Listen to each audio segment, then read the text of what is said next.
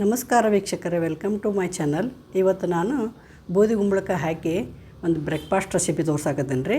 ಒಂದು ಅರ್ಧ ಹೋಳು ಕುಂಬಳಕಾಯಿ ತೊಗೊಂಡೀನಿ. ಬೂದಿ ಕುಂಬಳಕಾಯಿ ಅಕ್ಕಿ ಹಿಟ್ಟು, ಜೋಳದ ಹಿಟ್ಟು, ಗೋಧಿ ಹಿಟ್ಟು, ಕಡಲೆ ಹಿಟ್ಟು ಹಾಕಿ ಮಾಡೋದೈತ್ರಿ.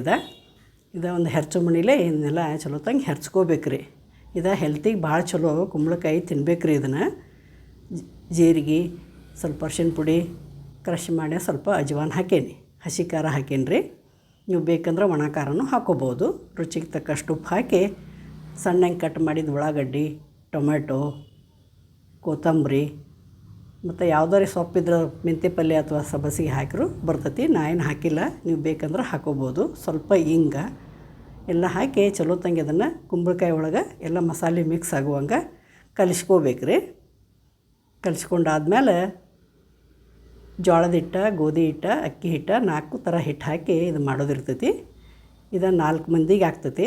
ನೀವು ಬೇಕಂದ್ರೆ ಭಾಳ ಜನ ಇದ್ದರೆ ಇದನ್ನ 2 ಬೌಲ್ ಹಾಕ್ಕೊಂಡು ಮಾಡ್ಕೋಬೋದು. ಇದ್ರಾಗ ನೀರಿನ ಅಂಶ ಇರ್ತೈತೆ ರೀ ಕುಂಬಳಕಾಯಿ ಒಳಗೆ. ಜಾಸ್ತಿ ನೀರೇನು ಹತ್ತೋದಿಲ್ಲ. ನೋಡ್ಕೊಂಡು ಸ್ವಲ್ಪ ನೀರು ಹಾಕಿ ಗಟ್ಟಿ ಹಿಟ್ಟು ಕಲಿಸ್ಕೋಬೇಕು ರೀ. ಇದನ್ನು ಭಾಳ ಚಲೋ ಆಗ್ತಾವೆ. ಇದು ಬ್ರೇಕ್ಫಾಸ್ಟಿಗೆ ತಿನ್ಬೋದು, ಮಧ್ಯಾಹ್ನ ಲಂಚಕ್ಕೂ ತಿನ್ಬೋದು, ಸಂಜೆ ಮುಂದೆ ಟೀ ಟೈಮ್ನಾಗ ಮಾಡಿಟ್ಕೊಂಡ್ಬಿಟ್ರೆ ಟೀ ಟೈಮ್ನಾಗೂ ತಿಂದು ಚಹಾ ಕುಡಿಬೋದು. ಅಷ್ಟು ರುಚಿ ಆಗ್ತೈತಿ. ಹೆಲ್ತಿಗಂತೂ ಭಾಳ ಚಲೋ ರೀ ಇದು ಕುಂಬಳಕಾಯಿ.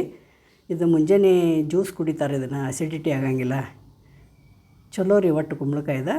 ನಾದೇ ಒಂದು 5 ನಿಮಿಷ ಮುಚ್ಚಿಟ್ಟು ಇದನ್ನು ಒಂದು ಚಪಾತಿ ಮಣಿ ಮ್ಯಾಗ, ಕಾಟನ್ ಅರಿವಿ ಮ್ಯಾಗ ಹಸಿ ಮಾಡಿ ತಟ್ಟಬೇಕು ರೀ. ಚಂದಂಗೆ ಎಷ್ಟು ತಿಳು ಬೇಕು ಅಷ್ಟು ತಿಳು ಅಥವಾ ದಪ್ಪ ಹೆಂಗೆ ಬೇಕು ಹಂಗೆ ನಮಗೆ ತಟ್ಕೊಂಡು ಹಂಚಕಾಯಿ ಹಾಕಿಟ್ಟೇನಿ. ಹಂಚ್ಕಾದ್ಮೇಲೆ ಇದನ್ನು ತುಪ್ಪ ಅಥವಾ ಎಣ್ಣೆ ಹಾಕಿ ಬೇಯಿಸ್ಕೋದ್ರಿ. ಚಲೋ ತಂಗೆ 2 ಮೈ ಬೇಯಿಸ್ಕೊಂಡು ತಕ್ಕೋಬೇಕು ರೀ. ಭಾಳ ಚಲೋ ಆಗ್ತೈತಿ. ಇದನ್ನು ಚಟ್ನಿ ಜೋಡಿ, ಮೊಸರು ಜೊತೆ ಹಂಗೆ ತಿಂದರೂ ಬರ್ತೈತಿ. ಇದ್ರಾಗೆಲ್ಲ ಹಾಕಿರ್ತೀವಲ್ಲ ಖಾರ, ಉಪ್ಪು ಭಾಳ ರುಚಿ ಆಗ್ತಾವೆ. ನೀವು ಈ ಥರ ಮಾಡಿ ನೋಡಿರಿ ಎಷ್ಟು ಚಂದ ಬೇದಾವು. ಇನ್ನೊಂದು ಹಾಕಿ ತೋರಿಸ್ತಾನು ನೋಡಿರಿ. ಈ ಥರ ಹಾಕಿ ನಡಕ್ಕೆ ಹೋಲ್ ಮಾಡಿ ಎಣ್ಣೆ ಅಥವಾ ತುಪ್ಪ ಹಾಕಿ ಬೇಯಿಸ್ಕೊಂಡ್ಬಿಟ್ರೆ ಭಾರಿ ಟೇಸ್ಟ್ ಆಗ್ತಾವೆ.